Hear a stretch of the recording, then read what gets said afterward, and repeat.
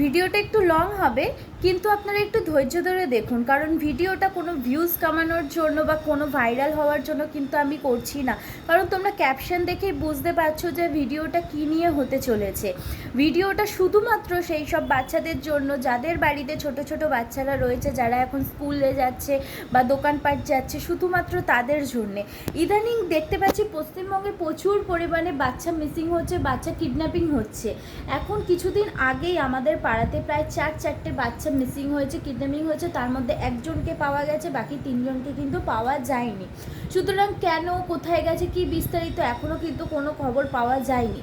কিন্তু টিভি খুললে প্রচুর পরিমাণে যেটা দেখা যাচ্ছে বাচ্চা কিডন্যাপিং কেস।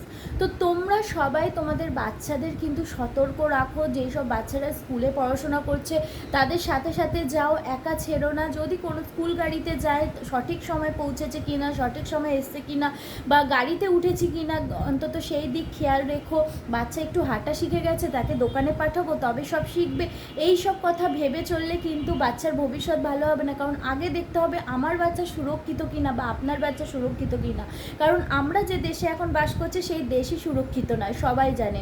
ঠিক আছে, তো সেখানে দাঁড়িয়ে প্রত্যেকটা মানুষের কাছে আমি রিকোয়েস্ট করছি যে আপনারা আপনাদের বাচ্চাদেরকে সতর্ক রাখুন। 1 বছরের নিচে থেকে শুরু করে 1 বছরের ওপরে, ঠিক আছে, প্রত্যেকটা বাচ্চা কাচ্চা যখন একটু বড় হচ্ছে তাদের দিকে খেয়াল রাখুন, তারা সঠিক সময় সঠিক সব কিছু যাতে করতে পারছে কিনা, বা তারা নিজেরা কারোর সাথে কোনো মানুষের সাথে ইনভলভ হয়ে গেছে কিনা। কারণ এখন দিনকাল যে প্রচুর পরিমাণে চলছে, এখন হচ্ছে স্ক্যামের বাজার। প্রচুর পরিমাণে মানুষ স্ক্যাম করে পাচ্ছে না, এখন বাচ্চা কিডন্যাপিং নিয়ে শুরু করেছে। তাই আমার মনে হলো যে এই জিনিসটা সবার সাথে শেয়ার করা দরকার। আজকে অন্যের বাড়িতে হয়েছে, হতেই তো পারে কালকে আমাদের বাড়িতেও হতে পারে বা আপনাদের বাড়িতেও হতে পারে। তো আমার ব্যক্তিগতভাবে মনে হলো যে এই ভিডিওটা বা এই কথাটা সবার সাথে শেয়ার করি। তাই সবাই সুরক্ষিত থাকুক সেটা আমি চাই। কোনো মায়ের কোল থেকে তার বাচ্চা যাতে দূরে না থাকুক। কারণ একবার যদি আপনার বাচ্চা কোনো কিডন্যাপের কবলে যদি চলে যায়, কিন্তু সেই বাচ্চাকে ফেরানো কিন্তু খুব কঠিন। সুতরাং এখন থেকে সতর্ক হন, বাচ্চাকে কিন্তু বাইরে বেরোতে দেবেন না, আর বেরোতে দিলেও তার সাথে চলুন। কারণ দিনকাল খুব খারাপ। আপনাদের নিজেদের ঘরের নিজের লোকই কিন্তু আপনার সাথে শত্রুতা করবে, আপনাদের কিন্তু নিজের লোকই নিজেকে বিশ্বাসঘাতকতা করবে। সুতরাং সেই সব দিক থেকে কাউকে বিশ্বাস না করে নিজের ওপর বিশ্বাস রাখুন।